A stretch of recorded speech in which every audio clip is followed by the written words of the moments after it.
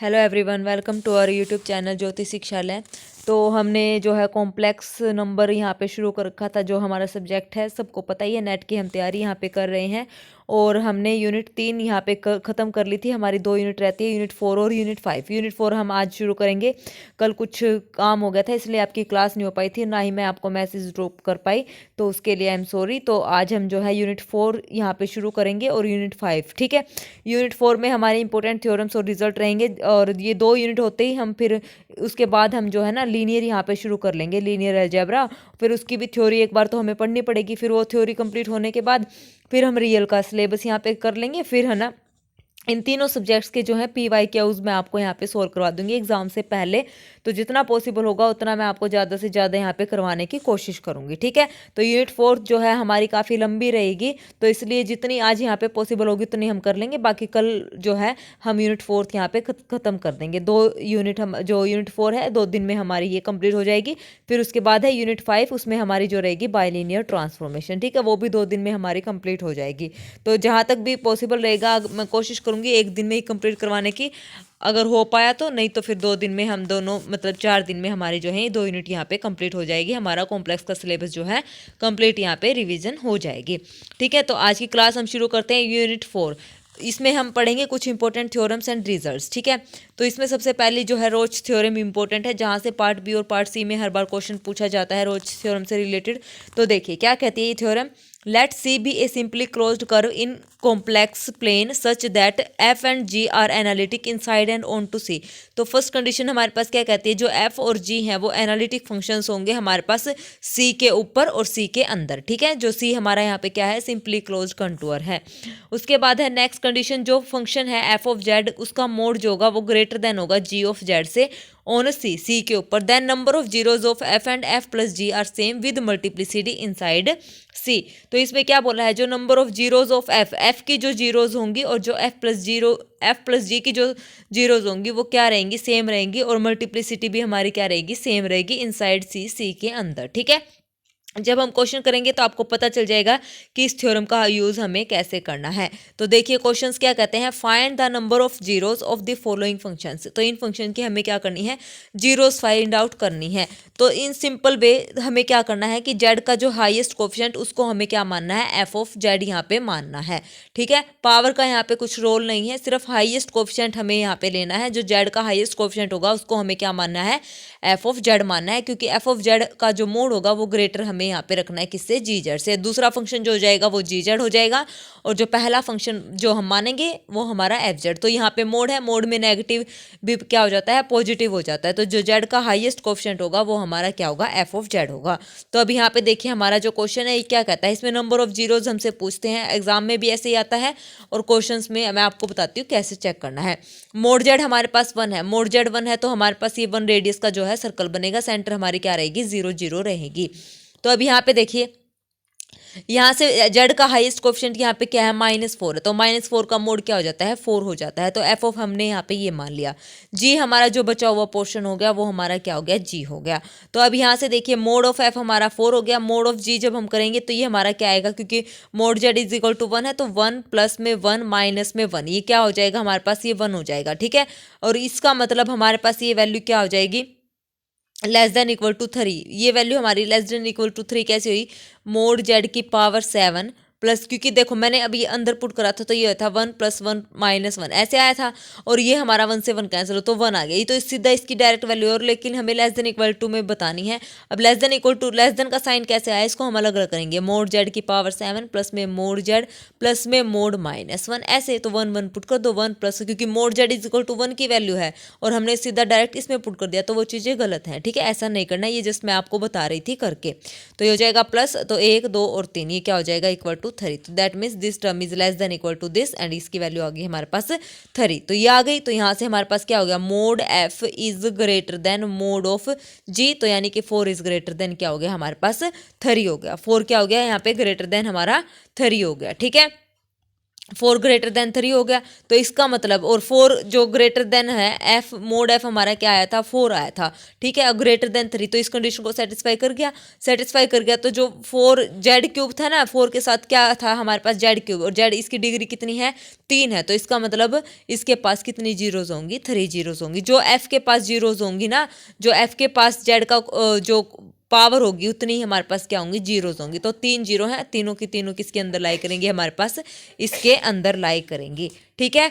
आ गया, सर्कल के अंदर हमारे पास होंगी। नेक्स्ट हमारे पास है, इसमें भी सेम क्या करेंगे, -5 बड़ा है तो मतलब ये 5 बड़ा हो जाएगा, बाकी सब में mod Z is equal to 1 है, तो ये वैल्यू क्या रहेंगी, छोटी रहेंगी। इसको पुट करेंगे तो मोड जेड प्लस में मोड जेड प्लस में 2 ऑफ मोड जेड ऐसे हो जाएगा। तो 1 + 1 + में 2, 2 3 और 1, ये 4 आ जाएगा। और यहाँ पे क्या है, 5, तो 5 इज ग्रेटर देन 4, और 5 के साथ क्या है, Z4 का मतलब इसकी डिग्री कितनी है, 4, तो 4 जीरोज हमारे पास यहाँ पे होंगी, ठीक है।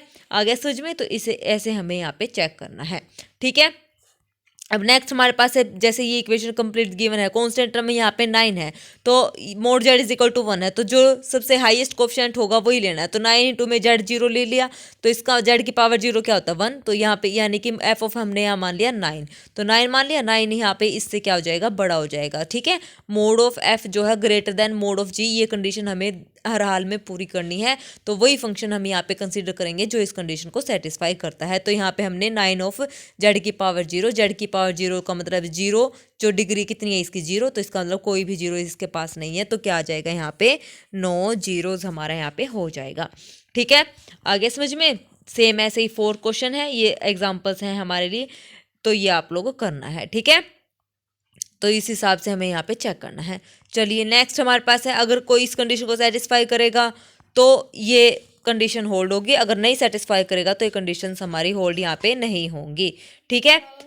अब ये नेक्स्ट एग्जाम्पल हमारे पास क्या कहता है, अब इसमें किस हिसाब से हमारे पास दिया है, ये दे रखा है 1 is less then mode Z is less than 2, ठीक है। अब इसके अंदर हमें जीरोस बतानी है कि कितनी होंगी। तो अब यहाँ पे देखिए, सबसे पहले मैं ये लेती हूँ 1 जब लेस देन है मोड जेड के, 1 जब क्या है, लेस देन है मोड जेड के, तो यहाँ से कंडीशन होल्ड करेगी क्या। तो यहाँ से देखिए वही सबसे हाईएस्ट डिग्री क्या है, यहाँ पे जेड की पावर 0 का जो कोफिशिएंट है वो क्या है, 10 है। तो 10 इज ग्रेटर देन क्या हो जाएगा, जेड की पावर 6, अलग अलग मैं कर लेती हूँ पहले ही, और प्लस में 5 ऑफ मोड जेड का स्क्वायर। तो 1 पुट करेंगे, 1 प्लस में 5 ग्रेटर देन 10, तो कितना हो जाएगा, 10 इज ग्रेटर देन 6, तो ये वैल्यू हमारे पास आ जाएगी। तो इसका मतलब यहाँ पे 1 रेडियस के सर्कल पे जो हमारे पास क्या है, कितनी जीरो है, एक ही जीरो है, ओ सॉरी एक भी जीरो नहीं है, क्या है, 9 जीरो, क्योंकि जेड की पावर 0 पे, तो क्या है, 9 जीरो हमारे पास यहाँ पे है।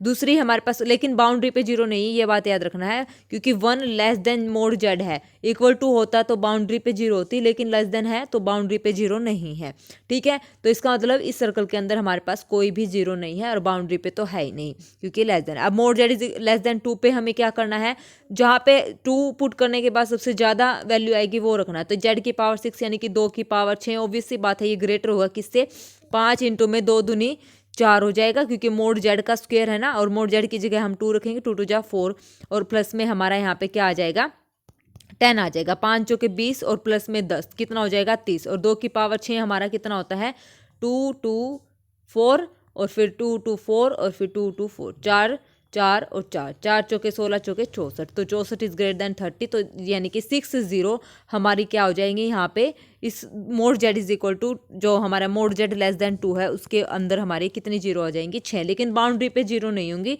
और ना जीरो हमारी इसके ऊपर है, ठीक है। कोई भी जीरो हमारी मोड जेड लेस देन 1 पे, यहाँ पे भी कोई जीरो यहाँ पे नहीं है, ठीक है। आगे समझ में। तो इसके अंदर हमारे पास कितनी जीरो हो जाएंगी, 6, ठीक है ना। आगे समझ में। तो ऐसे हमें यहाँ पे चेक करना है।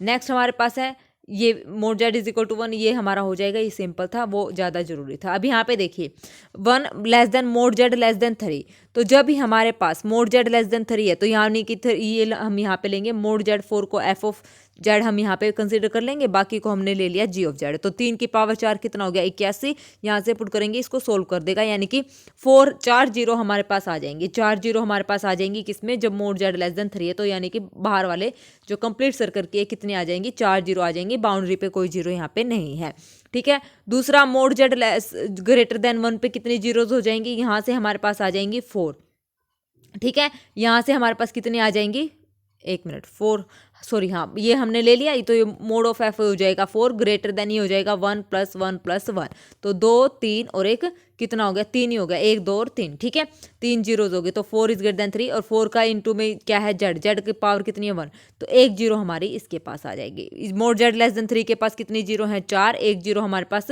इस अंदर है, तो टोटल यहाँ पे एक 4 है और एक ये है, तो कंप्लीट इसके अंदर हमारे पास कितनी जीरो आ जाएंगी, इसके अंदर आ जाएंगे हमारे पास 3 जीरो हो जाएंगे टोटल। एक माइनस करके बताना होता है ना, क्योंकि इन दोनों में मोड जेड लेस देन 3 में हमारी आई हैं 4 जीरो, मोड इसमें हमारी आई हैं 1 जीरो, तो कंबाइन जब हम करेंगे तो टोटल हमारी कितनी आ जाएंगी, 3 जीरोस हो जाएंगी, ठीक है, 0 0 से लेके बाहर वाले सर्कल तक टोटल कितनी जीरो हो जाएंगी, 3 जीरो हमारी हो जाएंगी, ठीक है ना। आगे समझ में, ऊपर वाले में टोटल 6 जीरो थी, ये बात याद रखना, क्योंकि यहाँ पे जो था ना इसके अंदर हमारी जीरो थी और इसके अंदर हमारी कितनी थी 6 थी, तो जीरो ये 6 - 0 करो, 0 - 6 पॉजिटिव ही रहेगा, तो 6 हमारी जीरोज यहाँ पे आ गई थी, ठीक है। ऐसे करना है, माइनस करना है जब हमारा कंबाइन हमें पूछा जाए, तो एक माइनस करके, क्योंकि ओवरऑल हमें बतानी होती है, ठीक है। नेक्स्ट में भी हम ऐसे ही करेंगे, देखो मोड जेड लेस देन 2 में हमारी कितनी जीरोज आएंगी, मोड जेड लेस देन 2 में यहाँ से, तो mod Z less than 2 obvious सी बात है, 2 की पावर 5 ज़्यादा रहेगा इससे, तो 2 की पावर 5 यानी कि जेड की पावर कितनी है 5, तो 5 जीरो हमारी रहेंगी इस वाले सर्कल की, मोड जेड लेस देन 2 में 5 zeros. 1 less than mode Z में हमारे पास यहाँ पे कितनी रहेगी 2 जीरोज, तो टोटल हमारे पास कितनी हो जाएंगी, 5 में से 2 माइनस करेंगे तो 3 जीरोज हमारे यहाँ पे आ जाएंगे, ठीक है। आगे समझ में कैसे बताना है, तो ये हमें ऐसे बताना है, तो ये कुछ एक एग्जांपल है, ये आप लोग यहाँ पे कर सकते हैं, इंपॉर्टेंट है, एग्जाम में पूछे जाते हैं। देखिए ये अब हमारा नेट जून 2017 में हमसे पूछा गया था, let f is equal to U plus iota V be an entire function where U V are the real and imaginary part of f respectively. If the Jacobian matrix, ये हमारे पास जैकोबियन मैट्रिक्स गिवन है, ये है you X यानी कि partial derivative with respect to X, partial derivative with respect to Y और with respect to X और with respect to Y, ये वी एक्स है, वी वाई यू एक्स और यू वाई। अब ये कैसी है, ये सिमेट्रिक है for all A belongs to complex number. Then symmetric matrix हमारे पास कौन सी होती है, A is equal to A dash, ये हमारी क्या होती है सिमेट्रिक मैट्रिक्स होती है, ठीक है, जहाँ पे इसका जो ट्रांसपोज है वो क्या होता है इक्वल हमारे पास होता है। अब इस मैट्रिक्स का हम ट्रांसपोज करेंगे तो हमारे पास क्या आ जाएगा यू एक्स, ये हो जाएगा यू वाई और यहाँ पे आ जाएगा वी एक्स और ये हो जाएगा हमारे पास वी वाई, ये हो गई हमारी ट्रांसपोज मैट्रिक्स। तो ये हमारा ए है, ये हमारा ए ट्रांसपोज है और ये सिमेट्रिक है, तो दोनों आपस में क्या होंगे इक्वल होंगे। तो यहाँ से कंपैरिजन करेंगे तो यू वाई हमारा किसके इक्वल हो जाएगा, वी एक्स के इक्वल हो जाएगा, और जो हमारा यू वाई है ये यहाँ से ये हाँ यू वाई हमारा वी एक्स के इक्वल हो जाएगा और वी वाई हमारा किसके इक्वल हो जाएगा, यहाँ से कंपैरिजन करेंगे तो हमारा कैसे हो, ये वी एक्स है ये वी वाई, कंपेरिजन करो फर्स्ट का फर्स्ट के साथ, U Y V X equal और वी एक्स हमारा यू वाई के इक्वल, ठीक है, तो ये हमारा ऐसे ही इक्वल हो जाएगा, तो इक्वल हो जाएगा। अब यहाँ से आप देखिए सिमेट्रिक मैट्रिक की बात हो रही है, तो यू वाई किसके इक्वल है वी एक्स के इक्वल और वी एक्स हमारा किसके इक्वल है यू वाई के इक्वल आ जाएगा। और जो सी आर इक्वेशन होती है उसमें हमारे पास क्या होता है, उसमें हमारे पास नेगेटिव साइन में होता है ना, ठीक है, तो यहाँ पे सी आर की कोई बात नहीं है। अब इसने क्या बोला है सिमेट्रिक मैट्रिक्स है, तो हमने यहाँ पे रिजल्ट लगा दिया। अब हमारे पास देखिए, अब हमारे पास जो है यू वाई किसके इक्वल आया है, वी एक्स के इक्वल हमारे पास आया है, क्योंकि मैट्रिक्स क्या है सिमेट्रिक है। मैट्रिक्स कैसी है सिमेट्रिक है। मैट्रिक्स अगर सिमेट्रिक है तो यहाँ से हमारे पास क्या कंक्लूजन निकलेगा, यहाँ से आप देखिए हमारे पास क्या कंक्लूजन निकलेगा, U Y is equal to हमारे पास है वी एक्स, ठीक है। अब यहाँ से हमारे पास अब ये दोनों आपस में इक्वल है, वी एक्स किसके इक्वल है यू वाई के इक्वल, तो यहाँ पे वैल्यू रख देंगे तो कुल मिला के यू वाई हमारे पास क्या आ जाएगा 0 के इक्वल आ जाएगा, ठीक है, तो ये 0 के इक्वल आ गया। अब ये हमारे पास क्या हो गया 0 के इक्वल आ गया। 0 के इक्वल आने के बाद ये हो गया 0 के इक्वल। जब यहाँ पे मैं इंटीग्रेशन कर दूंगी, या तो आप इसको ऐसे लिख दो फंक्शन, क्योंकि एफ ऑफ जब हमने एफ जेड हमारा क्या होता है यू प्लस में आयोटा वी होता है, और जब मैं डेरिवेटिव कर दूँ विद रिस्पेक्ट टू एक्स तो ये होता है यू एक्स प्लस में आयोटा वी एक्स टाइप में होता है, ठीक है, ऐसे होता है। इसको जब मैं इक्वल करती हूँ सी आर इक्वेशन से तो एफ डैश वाई हमारा विद रिस्पेक्ट टू वाई निकल जाता है, तो वैसे ही यहाँ से हम वैल्यू निकाल लेंगे। तो यहाँ से हमारे पास ये किसके इक्वल आ गया, हमारे पास 0 के इक्वल आ गया। तो यहाँ से अब इसका इंटीग्रेशन करके इसको खत्म करेंगे तो हमारे पास ये क्या आ जाएगा, u इज इक्वल टू हमारे पास हो जाएगा क्या a इंटीग्रेशन करने के बाद तो u इज इक्वल टू हमारे पास आ जाएगा ए जेड प्लस में बी टाइप। ठीक है, इस टाइप से हमारे ये इक्वेशन आ जाएगी। तो u या u का मतलब कंप्लीट फंक्शन हमारा ये आ जाएगा ए जेड प्लस में बी टाइप का। तो ये पोलिनोमियल बन जाएगा। तो f is a polynomial of degree less than equal to 1 और 1 से छोटी डिग्री का ये पोलिनोमियल बनेगा। ठीक है ना, इंटीग्रेशन करके हमारे पास कुछ ना कुछ पोलिनोमियल इस स्टेप में हमारी वैल्यू आएगी। ठीक है, तो ये हो जाएगा एफ इज ऐसे कांस्टेंट फंक्शन तो ये होगा ही नहीं, और polynomial degree strictly greater than तो नहीं होगा, क्योंकि अभी हमने सोल्व किया है तो ये डिग्री क्या आ रही है 1 के इक्वल आ रही है। ठीक है, आगे समझ में कुछ नहीं करना है, जैसा क्वेश्चन में स्टेटमेंट इन्होंने दी थी वैसा वैसा हमने यहाँ पे किया है, अपनी तरफ से कुछ भी एक्स्ट्रा एड ऑन यहाँ पे नहीं किया है। सिमेट्रिक था, सिमेट्रिक का यूज़ करके उसको हमने क्या करा, इक्वेट करके फिर हमने वहाँ से क्या वैल्यू निकाल ली, उसका इंटीग्रेशन करके वहाँ से हमें पोलिनोमियल मिल गया। ठीक है, आगे समझ में। चलिए नेक्स्ट, कोई भी क्वेश्चन अगर आपको नहीं समझ आता है तो आप कमेंट बॉक्स में कमेंट करके पूछ सकते हैं। नेक्स्ट हमारे पास है open map theorem. Open map theorem हमारे पास क्या कहती है, let F be a non constant analytic function then F maps open set to open set. अगर हमारे पास कोई फंक्शन जो कि नॉन कांस्टेंट है और एनालिटिक है तो वो ओपन सेट को ओपन सेट में ही मैप करेगा। ये बात आपको याद रखनी है, इंपॉर्टेंट है, हर बार ये रिजल्ट आपको माइंड में रखना है और हर बार इसका क्वेश्चन हमसे पूछा जाता है। तो F be a non constant analytic function then F maps open set to open set. ठीक है, अब नोट हमारे पास क्या कहता है, if analytic function does not map open set to open then F must be constant. अगर ऐसा कोई फंक्शन है एनालिटिक जो कि ओपन को ओपन में मैप नहीं करता है तो वो फंक्शन कैसा होगा, मस्ट बी कांस्टेंट फंक्शन हो जाएगा। ठीक है, अब इसके कुछ एग्जांपल्स हैं, देखो F D to C, D हमारी डोमेन है, सी हमारा कॉम्प्लेक्स प्लेन है और ये फंक्शन क्या है, एनालिटिक है डी टू सी पे। ठीक है, एफ जेड हमारे पास है यू प्लस आयोटा वी और गिवन है हमारे पास यू कैसा है, कांस्टेंट फंक्शन है। यू कांस्टेंट है तो इसका मतलब ये क्या हो जाएगा, ये कांस्टेंट है तो मतलब यू इज इक्वल टू ए होगा, तो ये एक लाइन बन जाएगी और जो कि नॉट ओपन है, क्योंकि ओपन तो ये है ही नहीं, एक लाइन है, तो ये फंक्शन कैसा है हमारे पास, कांस्टेंट फंक्शन है। सिमिलरली ये जो लाइन है ये भी नॉट ओपन बनेगी, अगर वी कांस्टेंट है तो नॉट ओपन, तो function constant. U is equal to V है तो straight line, not open not constant, क्योंकि लाइन कैसी होती है, क्लोज्ड होती है। ठीक है, लाइन कैसी होती है, क्लोज्ड होती है। लाइन ये स्ट्रेट लाइन हो, चाहे ये वाली लाइन हो, चाहे वर्टिकल हो, चाहे हॉरिजॉन्टल हो, लाइन कैसी होती है, क्लोज्ड होती है। ये बात आपने याद रखनी है। तो ये लाइनें बनेंगी सारी क्लोज्ड बनेंगी, ओपन नहीं है, तो ये फंक्शन कैसा है, कांस्टेंट है। ठीक है, आगे समझ में। नेक्स्ट ये भी हमारी एक लाइन बनेगी जो कि नॉट ओपन है, this implies F is constant. Circle is closed, circle कैसा है हमारे पास, क्लोज्ड है। अब यहाँ पे देखिए सर्कल क्लोज्ड होता है, ओपन नहीं होता है। सर्कल कैसा होता है, क्लोज्ड होता है, क्योंकि इक्वल टू का यहाँ पे साइन आ गया, और जब स्ट्रिक्टली और स्ट्रिक्टली का साइन होता है जब वो ओपन होता है। ठीक है, तो अब यहाँ पे इक्वल टू का साइन है तो दैट मीन्स सर्कल कैसा है, क्लोज्ड है, तो नॉट ओपन हो जाएगा, फंक्शन कैसा हो जाएगा, क्लोज्ड कांस्टेंट हमारा हो जाएगा। ठीक है, तो यहाँ पे ये सारे एग्जाम्पल लेके आपको बता रखे हैं कि किस किस केस में फंक्शन क्या होता है, कांस्टेंट होता है। अब हमारे पास एफ डोमेन है, सी कॉम्प्लेक्स प्लेन है और एनालिटिक है, और फंक्शन कैसा है, नॉन कांस्टेंट है, तो वो interior points to interior points में मैप करेगा। ये बात ऊपर थी, अगर नॉन कांस्टेंट एनालिटिक फंक्शन है तो ओपन टू ओपन और इंटीरियर टू इंटीरियर यहाँ पे क्या करेगा, मैप करेगा। ठीक है, ऐसा ही रिजल्ट था ना ओपन मैप थ्योरम का, non constant analytic function, open to open और इंटीरियर टू इंटीरियर, दो रिजल्ट हमारे हो गए, इंपॉर्टेंट है। ठीक है, प्रूफ अगर आप देखना चाहो तो यहाँ पे देख सकते हैं। नेक्स्ट हमारे पास है नेट दिसंबर 2016 में हमसे क्वेश्चन पूछा था, consider the polynomial summation n1 to capital N यहाँ पे दिया है ANZN। ठीक है, n से 1 और n यहाँ पे क्या है, 1 से लेके इन्फिनिटी नेचुरल नंबर्स का यहाँ पे सेट है। an जो है कोफिशिएंट जो है वो किस में है, सी स्टार में बिलोंग करते हैं। सी स्टार का मतलब यहाँ पे क्या हो जाएगा, सी में से हमने यहाँ पे क्या कर दिया, 0 को माइनस कर दिया है।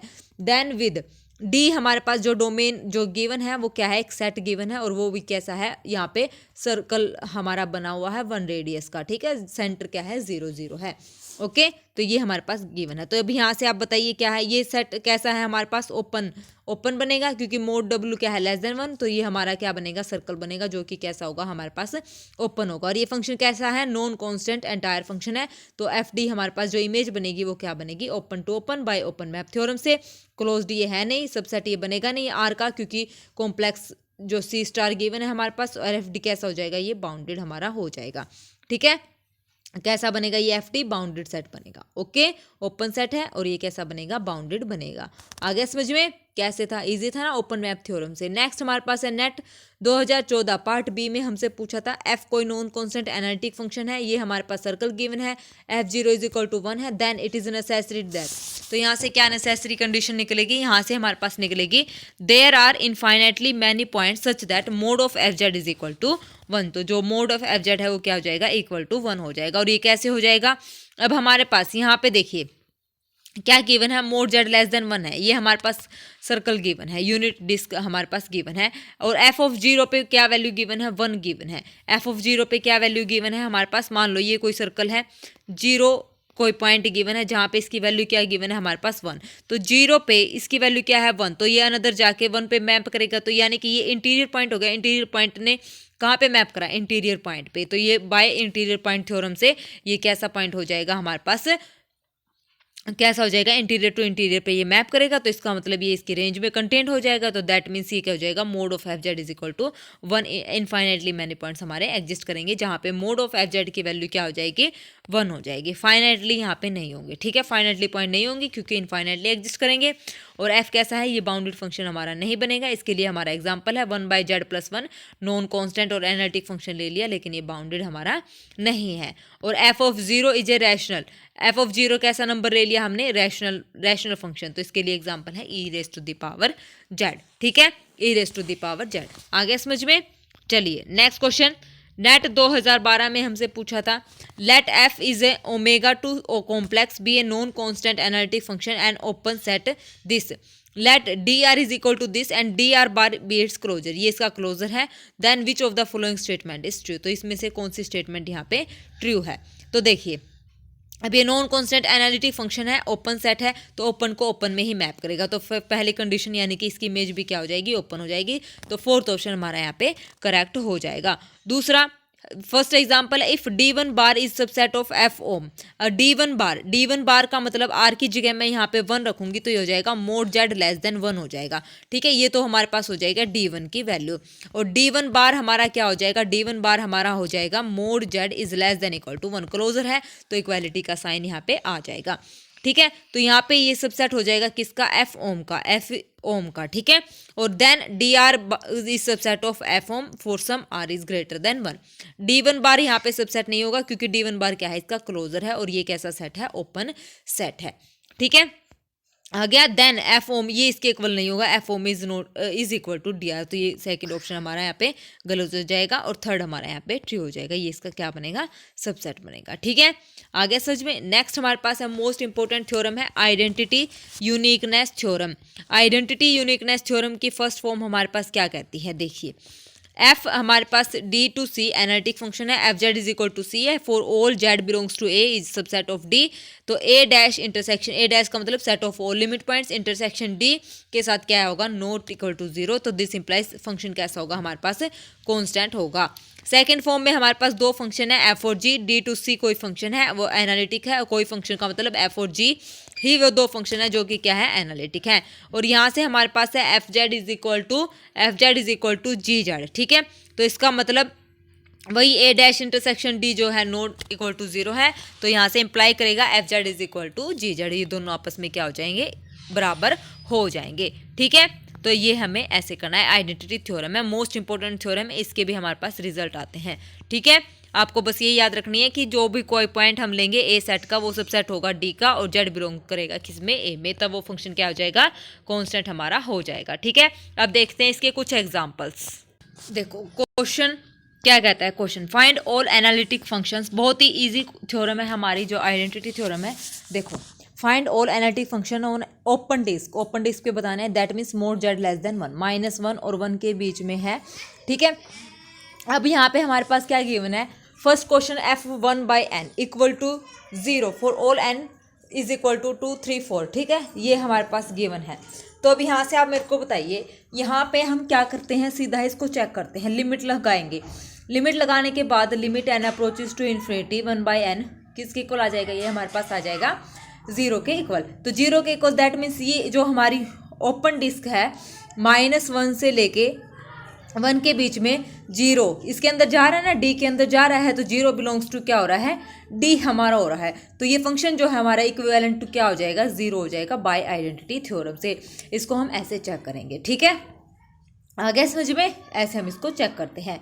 नेक्स्ट हमारे पास है F 1/n is equal to 3/2n। अब इस टाइप से हमारे पास कुछ भी दिख जाए तो इसका मतलब हमारे पास F Z is equal to G Z वाली जो है सेकंड आइडेंटिटी थ्योरम यहाँ पे लगेगी। अब ये कैसे लगेगी, अब यहाँ से देखिए, जो हमारे पास F of 1/n equal to this दे रखा है, तो इसको हम क्या करते हैं, इसको हम जेड पुट करते हैं।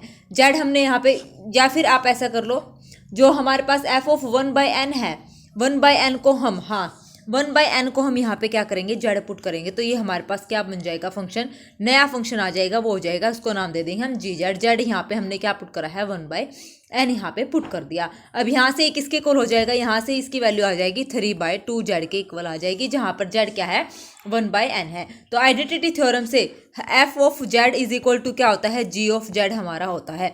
तो एफ ऑफ जेड हमारा क्या बनेगा, एफ ऑफ जेड भी हमारा 3/2 जेड हो जाएगा, और जी ऑफ जेड अभी हमने निकाला है वो क्या आया है, 3/2 जेड। दोनों क्या हो गए, इक्वल हो गए। तो यहाँ से ये इक्वल हो गए, तो हमारे पास क्या कहती है second identity theorem, F Z is equal to G Z, दोनों क्या है, ये बराबर ही होंगे। तो दैट मीन्स ये हमारी कंडीशन सेटिस्फाई हो रही है, दोनों इक्वल आ रहे हैं। जो हमारे पास एफ ऑफ दिस होता है ना, इसको हम क्या करते हैं, जेड पुट करके देखते हैं और नया फंक्शन आ जाता है, और ये दोनों आपस में क्या आने चाहिए, इक्वल आने चाहिए, सेम ही फॉर्म में, जेड हो या 1/n हो, ठीक है। तो ये हमारे क्या हो जाएंगे, दोनों इक्वल हो जाएंगे। इक्वल होने के बाद ये, इसका मतलब ये डिफाइन हमारे हो रहे हैं बाय आइडेंटिटी थ्योरम से, ठीक है। चलिए नेक्स्ट हमारे पास एग्जाम में देखिए किस टाइप से आते हैं। Let F be an analytic function, be an open on an open unit disk. Open unit disk में है हमारे पास फंक्शन कैसा है, कांस्टेंट। इफ फंक्शन कांस्टेंट होगा कब, ये कांस्टेंट फंक्शन तभी होता है जब फर्स्ट आइडेंटिटी थ्योरम लगाते हैं और इक्वल टू 0 आ गया, तो that means function is equivalent to C, यानी कि कांस्टेंट। तो अब ये यूनिट डिस्क में है, तो इसका मतलब -1 से लेके z1 तक के बीच के सारे पॉइंट्स को अपने अंदर कंटेन करेगा। अब एफ 1/n है, ये इक्वल टू 0 गिवन है, तो इसका मतलब लिमिट लगाएंगे तो 0 को टेंड करेगा 1/n। 0 किस में बिलोंग कर जाएगा, यूनिट डिस्क यानी कि डी में, तो यानी कि फंक्शन क्या हो जाएगा, कांस्टेंट हो जाएगा। सेकंड में क्या हो जाएगा, 1/n को हम जेड पुट कर देंगे, तो वो इक्विवेलेंट टू 0, तो F of Z is equal to 0। ये हमारे पास मोड जेड क्या है, इक्वल टू 1/2 गिवन है फॉर ऑल जेड, तो ये भी सेकंड कंडीशन भी हमारी होल्ड हो जाएगी। थर्ड कंडीशन में भी 1/n स्क्वायर है, तो भी ये लिमिट क्या आ जाएगी, 0 को, जो कि डी में बिलोंग करती है, दैट मीन्स थर्ड भी करेक्ट है। तो यहाँ से फोर्थ क्या है, फोर्थ भी हमारा इक्विवेलेंट टू 0 हो जाएगा। एफ जेड 1/n स्क्वायर को हमने क्या पुट कर दिया, यहाँ से जेड पुट कर दिया, तो equal to 0। Z belongs to -1 to 1, क्योंकि सारे लिमिट पॉइंट जो है हमारे डी के अंदर जा रहे हैं, तो इसके 4 ऑप्शन यहाँ पे करेक्ट हो जाएंगे, ठीक है। और फंक्शन कैसा हो जाएगा, हमारा कॉन्स्टेंट यहाँ पे हो जाएगा। नेक्स्ट हमारे पास है नेट, जून 2016 में हमसे पूछा था, डी हमारा ओपन यूनिट डिस्क है in C and H D be the collection of all holomorphic. Holomorphic क्या होता है, एनालिटिक फंक्शन को ही हम होलोमोर्फिक बोलते हैं ऑन डी। एच डी का मतलब है set of all analytic functions, तो इसको हमने होलोमोर्फिक फंक्शन यहाँ पे डिफाइन कर दिया है। एस हमारे पास ये गिवन है और टी हमारे पास ये गिवन है सेट। अब यहाँ से देखिए लिमिट पॉइंट यहाँ पे जब मैं पुट करूंगी तो क्या आ जाएगा, 0। यहाँ पे भी क्या आ जाएगा, हमारे पास 0 हो जाएगा, ठीक है। तो दैट मीन्स 0 किस में बिलोंग कर रहा है, डी में, डिस्क डी में बिलोंग कर रहा है। अब यहाँ पे मैं क्या करूंगी, 1/2n को मैंने जेड पुट कर दिया, तो F of Z is equal to Z आ गया, तो यानी कि सेम कंडीशन यहाँ पे सेटिस्फाई हो रही है। तो इसका मतलब, और ये जो लिमिट पॉइंट है वो यूनिट डिस्क के अंदर जा रहा है, तो फर्स्ट ऑप्शन हमारे यहाँ पे क्या हो जाएगा, ये सेट जो है एम्प्टी नहीं होगा। तो यहाँ से ऑप्शन डिस्कार्ड करेंगे, S is equal to empty, नहीं, सेकंड भी गलत हो जाएगा, फोर्थ भी गलत हो जाएगा। अब हम करते हैं फर्स्ट और थर्ड। थर्ड में क्या है, सॉरी सेकंड ऑप्शन में क्या है, एफ 1/2n। यहाँ से 1/2n को मैं क्या करूंगी, जेड पुट करूंगी, तो ये हो जाएगा F of Z is equal to क्या आ जाएगा, ये तो जेड के इक्वल आ जाएगा। अब यहाँ से मैं क्या पुट करूंगी, अब 1/2n + 1 को जब मैं जेड पुट करूंगी, तो ये भी राइट साइड भी क्या आनी चाहिए, जेड आनी चाहिए। तो यहाँ से देखिए एफ ऑफ 1/2n + 1 को मैंने जेड पुट कर दिया, तो यहाँ से 1/2n की वैल्यू हमारे पास क्या आ गई, जेड अपॉन में 1 - जेड। तो इसका मतलब ये हो जाएगा F of Z is equal to हमारे पास आ जाएगा जेड अपॉन 1 - जेड। लेकिन ये तो सेम थे, तीनों इक्वल थे, ये बराबर नहीं आ रहे हैं, तो इसका मतलब ये सेट कैसा है, एम्प्टी है। तो इसका मतलब टी एम्प्टी हो जाएगा और एस कैसा हो जाएगा, सिंगलटन। तो थर्ड ऑप्शन यहाँ पे करेक्ट हो जाएगा, ठीक है। अब इसका लिमिट पॉइंट हमारा क्या आया है, 0 आया है, और इसका लिमिट पॉइंट हमारा क्या आएगा, इसका भी लिमिट पॉइंट हमारा 0 आएगा जब n अप्रोचेस टू इन्फिनिटी करेगा। लेकिन ये F of Z is equal to Z, जब इसको जेड रखेंगे तो ये जेड के इक्वल आ रहा है, इसको जब रखेंगे तो ये जेड के इक्वल नहीं आ रहा है, ये डिफरेंट वैल्यू दे रहा है। तो ये सेट हमारा कैसा है, एम्प्टी है, ठीक है, आ गया समझ में। 2-4 जब हम क्वेश्चन करेंगे प्रैक्टिस हो जाएगी तब अच्छे से समझ हो जाएगा। फिर भी अगर कोई क्वेश्चन में आपको डाउट लगे तो आप कमेंट बॉक्स में कमेंट करके अपना डाउट पूछ सकते हैं। कोई भी क्वेश्चन में आपकी क्वेरी हो तो आप पूछ सकते हैं। नेक्स्ट हमारे पास डी यूनिट ओपन डिस्क दे रखी है, then there exist a non constant analytic function on D such that for this. Non constant analytic function की यहाँ पे बात हो रही है। अब यहाँ से आप देखिए क्या बोला है, नॉन कांस्टेंट। अगर हमारे पास लिमिट पॉइंट इस यूनिट डिस्क के अंदर जाता है तो फंक्शन हमारा क्या हो जाता है, इक्विवेलेंट टू सी, यानी कि फंक्शन हमारा हो जाता है कांस्टेंट। अब नॉन कांस्टेंट दिखाना है तो दैट मीन्स जो लिमिट पॉइंट आएगा वो इस सेट के अंदर यहाँ पे कंटेन्ड नहीं होना चाहिए, इस बात का आपने ध्यान रखना है। अब यहाँ पे लिमिट पॉइंट क्या आ जाएगा, 0 0 इस सेट के अंदर जा रहा है तो इसकी नॉन कांस्टेंट नहीं है, ये कांस्टेंट है। फर्स्ट ऑप्शन यहाँ पे गलत, सेकंड भी गलत हो जाएगा, 0 आएगा। यहाँ से देखिए अब मैं 0 पुट करूंगी, इन्फिनिटी पुट करूंगी तो ये हो जाएगा 1 1 माइनस 1/n, लिमिट टेंड करवाऊंगी तो 1 आ जाएगा 1, जो कि इस ओपन यूनिट डिस्क के अंदर तो है ही नहीं, तो ये फंक्शन कैसा है, नॉन कांस्टेंट है। तो यहाँ से थर्ड ऑप्शन हमारा करेक्ट हो जाएगा। सेकंड भी हमारा क्या हो जाएगा, 1/2 माइनस 1, तो 1/2 आएगा, 1/2 तो इसके अंदर लाई करेगा -1 से लेके 1 के बीच में, तो हाफ जो है इसके अंदर है, तो लिमिट पॉइंट इसके अंदर एग्जिस्ट हो रहा है, तो ये फंक्शन क्या हो जाएगा, कांस्टेंट। जिसका भी लिमिट पॉइंट उस यूनिट डिस्क के अंदर एग्जिस्ट होता है जो हमारे पास गिवन है डोमेन के अंदर, तो वो फंक्शन होता है कांस्टेंट। अगर नहीं एग्जिस्ट होता तो फंक्शन होता है नॉन कांस्टेंट। तो हमें ये बताना था कि कहाँ पर फंक्शन हमारा नॉन कांस्टेंट जो है एग्जिस्ट करेगा, तो थर्ड ऑप्शन में वो एग्जिस्ट करेगा, क्योंकि 1 जो है इस डी के अंदर हमारा बिलोंग नहीं करता है। ठीक है, आ गया समझ में, इजी क्वेश्चन था ना। चलिए next, let S be the disk mod Z less than 3, यानी कि -3 से लेके 3 के बीच में कॉम्प्लेक्स प्लेन पे है, S to C be an analytic function such that. अब इसको डिफाइन करना है, ये बहुत इजी क्वेश्चन है। f√2 की वैल्यू हमें बतानी है, तो यहाँ से हम क्या करेंगे, इसको हम जेड पुट करेंगे। जेड पुट करने के बाद हमें जो राइट साइड में वैल्यू है उसकी जेड के इक्वल वैल्यू मतलब जेड की फॉर्म में इसकी वैल्यू निकालनी है, तो इसको निकाल देंगे इसका यूज करके, और इसकी वैल्यू हमारी निकल जाती है। देखो कैसे निकाली, इसको इक्वल टू जेड माना, यहाँ से इसको इधर लेके आए, आयोटा से रैशनलाइज कर दिया, तो इसकी वैल्यू हमारे पास क्या आ गई, ये आ गई। अब यहाँ पे पुट कर दो, F Z is equal to this आ जाएगा। अब यहाँ से बाय ऑप्शन से हम इसको क्या कर देंगे, डिस्कार्ड कर देंगे, तो इसका फर्स्ट ऑप्शन हमारा यहाँ पे करेक्ट हो जाएगा। ठीक है, आगे समझ में कैसे करना है, क्योंकि हमें क्या निकालनी है, f√2 की वैल्यू निकालनी है। ठीक है, जेड की जगह हम √2 पुट कर देंगे, इसको सोल्व कर लेंगे और ये आ जाएगा, तो ऑप्शन से हमारे डिस्कार्ड हो जाएंगे। ठीक है, नेक्स्ट क्वेश्चन 2011 में पार्ट सी में हमसे पूछा था, F G to C be two entire function such that G Z हमारे पास ये गिवन है, which of the following statement are true. तो कौन सी स्टेटमेंट यहाँ पे ट्रू हो गई, तो if F 1/n is equal to C, क्योंकि कंप्लीट कॉम्प्लेक्स टू कॉम्प्लेक्स है, तो इसका मतलब इसका लिमिट पॉइंट इसके अंदर जा रहा है डोमेन के अंदर, तो ये फंक्शन एग्जिस्ट करेगा। तो फंक्शन कैसा है, कांस्टेंट, तो फर्स्ट ऑप्शन यहाँ पे करेक्ट है। इन्फिनिटी पुट करेंगे तो एफ ये जो n है इन्फिनिटी पुट करेंगे तो क्या आएगा, इन्फिनिटी 0 के इक्वल नहीं आएगा, तो फंक्शन नॉट कांस्टेंट हो जाएगा। सेकेंड ऑप्शन हमारा यहाँ पे गलत हो जाएगा। थर्ड हमारा है, इफ एफ 1/n और is equal to F 1/n + 1 then G is a constant function. तो यहाँ से वही जी जेड हम निकालेंगे, कैसे, हमारे पास ये है, इसको इक्वल टू लेके आएंगे इक्वल टू 0, और ये जी 1/n यहाँ पे क्या हो जाएगा, देखो जी ऑफ 1/n हमारा क्या फंक्शन है, जेड की जगह 1/n रखेंगे तो 1/n, और ये हो जाएगा 1/n प्लस में 1, और इसकी वैल्यू यहाँ से अभी हमने निकाल ली इक्वल टू दिस, किसके इक्वल आ जाएगी हमारे पास, जी ऑफ 1/n, और ये किसके इक्वल है, 0 के इक्वल, और इसकी लिमिट 0 सी में जा रही है, तो इसका मतलब ये फंक्शन कैसा है, कांस्टेंट है। तो थर्ड ऑप्शन हमारा यहाँ पे करेक्ट हो जाएगा। ठीक है, आगे समझ में, कितना इजी क्वेश्चन 2011 पार्ट सी में हमसे पूछा था, आइडेंटिटी थ्योरम से रिलेटेड। ऐसे हमें ऑप्शन जो है ऑप्शंस को डिस्कार्ड करना होता है। नेक्स्ट हमारे पास है ट्रू फॉल्स। फर्स्ट में there exist an analytic function is the unit disk such that this is equal to 1/n। अभी हमने करा था इसकी वैल्यू, तो हमारे पास 1/n की वैल्यू हमारे पास इसकी वैल्यू जेड की फॉर्म में ये आ रही है, और एफ ऑफ जेड हमारा ये बन रहा है, एफ ऑफ जेड हमारा ये बन रहा है, तो ऐसा कोई फंक्शन एग्जिस्ट नहीं करेगा, क्योंकि एफ ऑफ जेड हमारा जेड आना चाहिए, एफ ऑफ जेड हमारा आ रहा है 2z, तो ये फॉल्स स्टेटमेंट है। ठीक है, ये गलत है, ऐसा एग्जिस्ट नहीं करता हमारा फंक्शन। नेक्स्ट हमारे पास है, there exist an analytic function in open, ये ओपन डिस्क की बात है यहाँ पे, सच दैट दिस, तो ये n ग्रेटर देन 1/n को हमने क्या करा, जेड पुट करा, n की वैल्यू हमने निकाली, यहाँ पे पुट करा, तो ये इसी टाइप का बन गया। देखो F of Z is equal to क्या बनेगा यहाँ पे, जेड + 1 में जेड -1 ये बनेगा। तो यहाँ से सीधा ये, यहाँ से जब हमने n को 1/n को जेड पुट करा, तो हमारे पास ये वैल्यू आ गई, और ये दोनों क्या आ रही है, इक्विवेलेंट हो रही हैं, क्योंकि एफ ऑफ दिस और एफ ऑफ जेड और 1/n 0 यूनिट डिस्क के अंदर जा रहा है, तो ये स्टेटमेंट कैसी है, ट्रू, तो ऐसा फंक्शन हमारा एग्जिस्ट करता है। नेक्स्ट हमारे पास है there exist an analytic function F in open unit disk this is equal to this. अब यहाँ से देखो ये एग्जिस्ट कर रहा है तो यहाँ पे 1/n को जेड पुट करेंगे तो ये हो जाएगा F of Z is equal to हो जाएगा जेड स्क्वायर, और यहाँ से हो जाएगा एफ ऑफ -1/n है ना, -1/n, तो यहाँ से स्क्वायर करेंगे तो ये हो जाएगा जेड हमारे पास, ये हो जाएगा ना 1/n is equal to Z, 1/n square is equal to Z square, तो ये हमारे पास क्या हो जाएगा is equal to Z square. ठीक है, तो ये किसके इक्वल हो जाएगा हमारे पास जेड स्क्वायर के इक्वल हो जाएगा। ठीक है, तो ये वैल्यू भी हमारी क्या हो जाएगी ट्रू हो जाएगी। आ गया समझ में। चलिए next question, if there exist an analytic function such that F of 1/n is equal to -1/n is equal to 1/n cube है।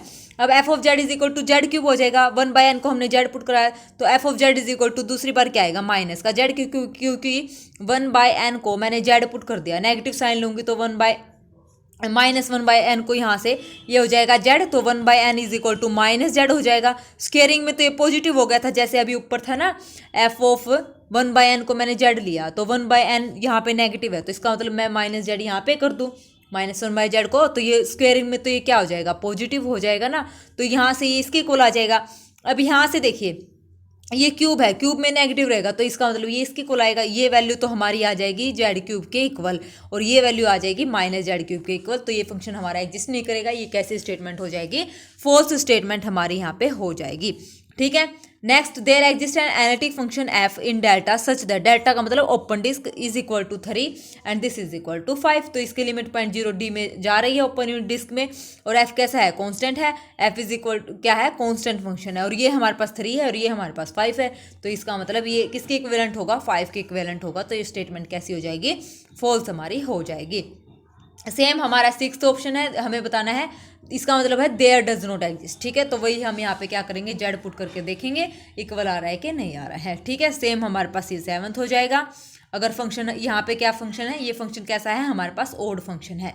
ठीक है, ओड फंक्शन है तो ओड फंक्शन में ये स्टेटमेंट क्या होती है हमारी ट्रू होती है। ठीक है, तो ये अगर आपको प्रैक्टिस के लिए क्वेश्चंस चाहिए तो आप ले सकते हैं, ये एज इट इज़ आपको PDF मिल जाएगा, सारी डिटेल आपको जो है मेरे टेलीग्राम चैनल पर मिल जाएगी। अगर आपको कंप्लीट PDF चाहिए इसका कॉम्प्लेक्स का तो वो भी आपको मिल जाएगा। ठीक है, जस्ट ₹399 ओनली कंप्लीट PDF, जिससे आप यहाँ से कॉम्प्लेक्स में 30 to 35 मार्क्स इजीली यहाँ से ला सकते हैं। ये मेरी गारंटी है, क्योंकि इससे बाहर यहाँ पे कुछ भी नहीं है 100% श्योरिटी के साथ। बस ये शर्त ये है कि आपको अच्छे से डीपली पढ़ने पड़ेंगे। ठीक है, तो ये सारी चीज़ आपको यहाँ पे डीपली मिल जाएंगी।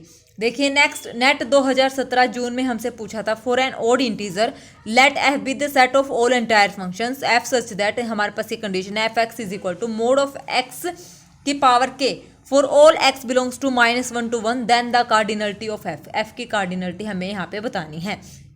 अब F of X is equal to X की पावर यहाँ पे क्या है के हमारे पास गिवन है, फंक्शन कैसा है ओड इंटीजर है, तो हमने कैसे डिफाइन करा ओड इंटीजर के लिए हमने इसको ऐसे डिफाइन कर लिया, एक्स को हमने 1/n पुट करा है और F of -1/n is equal to 1/n की पावर के फॉर एन ओड इंटीजर के लिए function be set of all entire functions. ठीक है, सॉरी ओड फंक्शन नहीं है, ओड इंटीजर्स की यहाँ पे बात हो रही है, तो ये फंक्शन हमने यहाँ पे डिफाइन कर लिया 1/n को जेड पुट कर दिया तो इसकी वैल्यू एक बार ये आ गई और एक बार हमारे पास ये आ गई। ठीक है, तो इसका मतलब ये दोनों इक्वल नहीं आ रही तो इसकी कार्डिनलिटी क्या हो जाएगी 0 हो जाएगी। ठीक है, तो हमने इस टाइप से यहाँ पे क्या करा एक फंक्शन को एग्जिस्ट करवाया है और यहाँ से हमने क्या कर दिया इसकी कार्डिनलिटी क्या आ गई यहाँ से हमारी 0 आ गई, क्योंकि ऐसा फंक्शन यहाँ पे एग्जिस्ट नहीं हो रहा है। ठीक है, नेक्स्ट हमारे पास है there exist an analytic function open unit disk पे, यहाँ पे आयोटा की पावर n है 1/n, ये भी ट्रू फॉल्स वाले क्वेश्चन है, ऐसे ही हम इसको यहाँ पे चेक करेंगे। ठीक है, ऐसे ही हम इसको यहाँ पे क्या करेंगे चेक करेंगे। ये है आयोटा की पावर n में n है। ठीक है, और यहाँ से हमने ये दूसरा हमारे पास क्या गिवन है, ये फंक्शन हमें एग्जिस्ट करवाना है, तो ये इसको मैंने लिख दिया एफ इज एफ आयोटा की पावर 4/4n+1।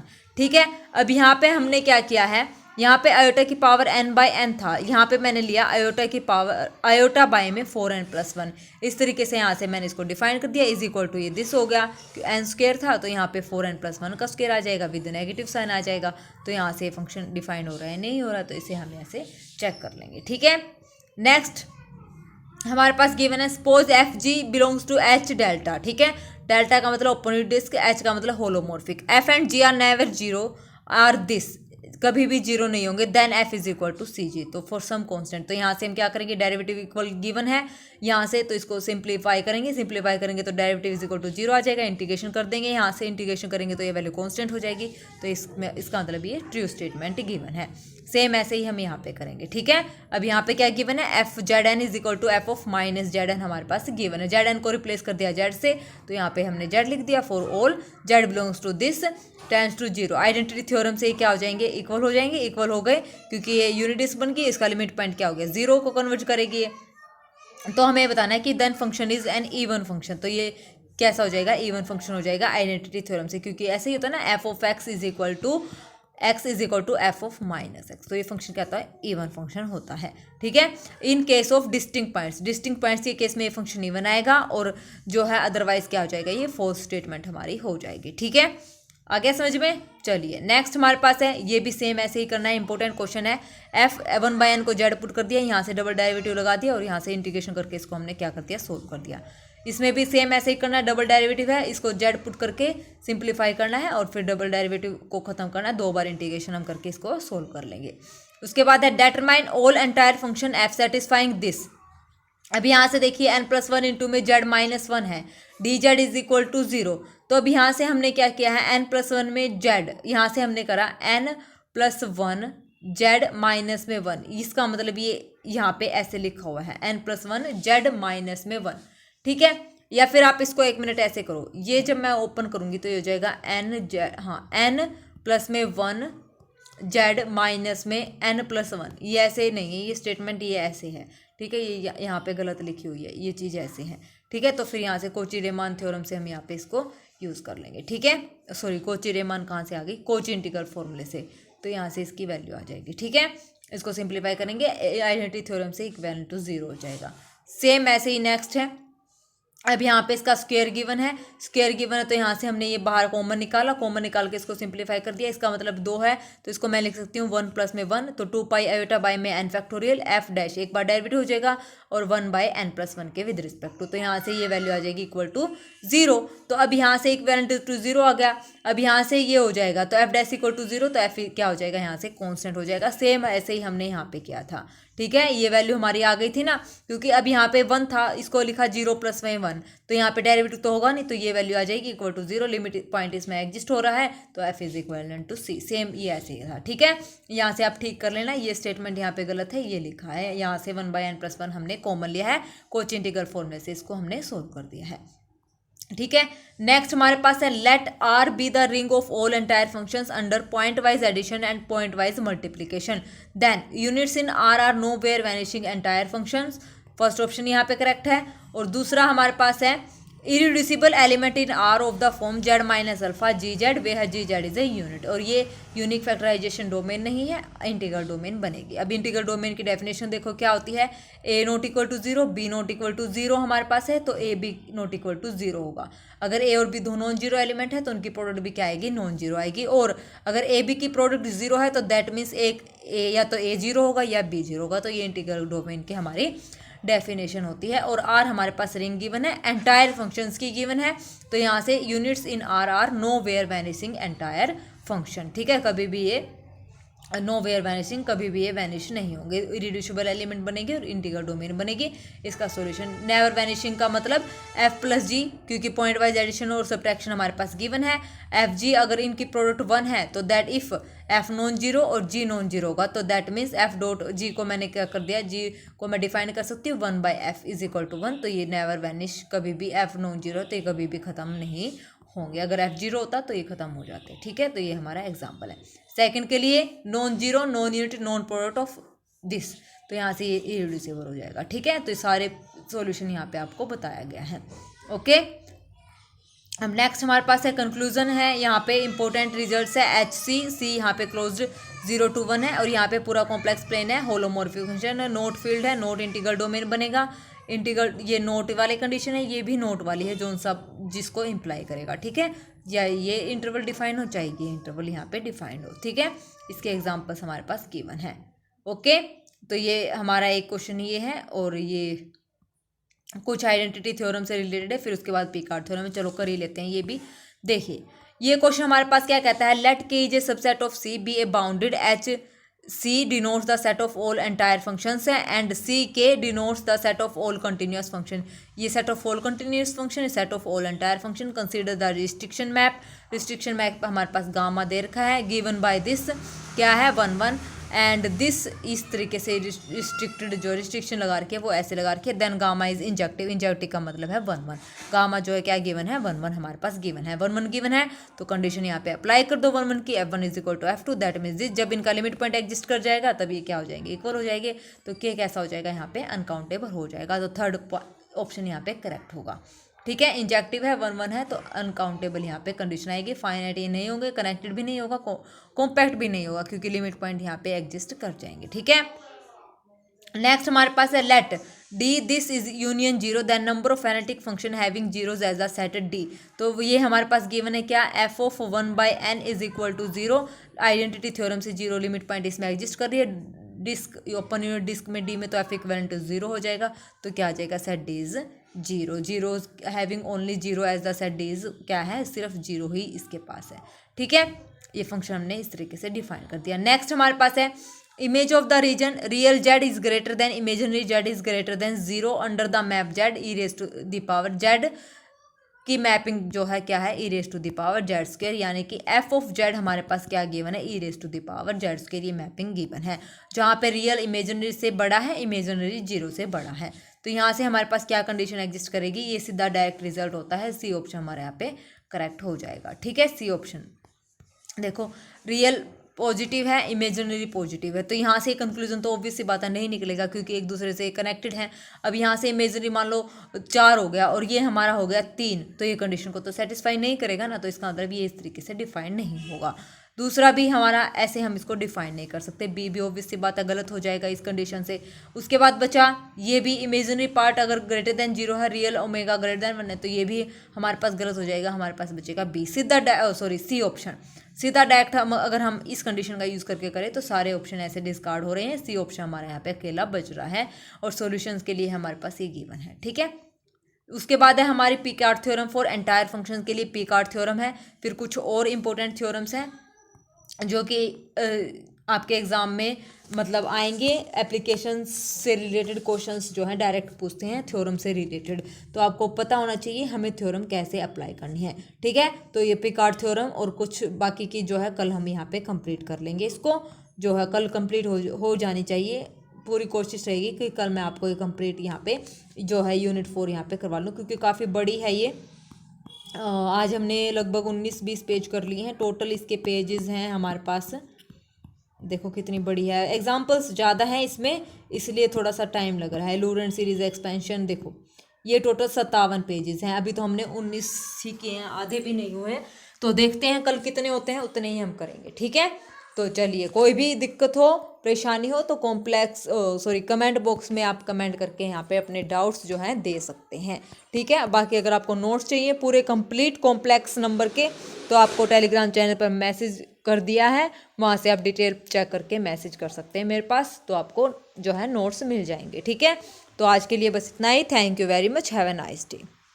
और प्लीज़ हाँ, मेरी वीडियोज़ अच्छी लगती हैं तो लाइक शेयर सब्सक्राइब भी ज़रूर करें और कमेंट भी ज़रूर ड्रॉप करें। अगर आपको मेरा पढ़ाया हुआ समझ आ रहा है कुछ भी, अगर आप कैसा भी पॉजिटिव फीडबैक देना चाहें तो ज़रूर दें, नेगेटिव देना चाहें तो भी ज़रूर दें, ताकि मेरे को पता चले कि मेरे अंदर क्या क्या कमियां हैं, ताकि जो आपको दिक्कत दे रही हैं। ठीक है, तो प्लीज़ ज़रूर बताएं। ओके, तो चलिए आज के लिए बस फिर इतना ही रखते हैं। Thank you very much, have a nice day, bye bye.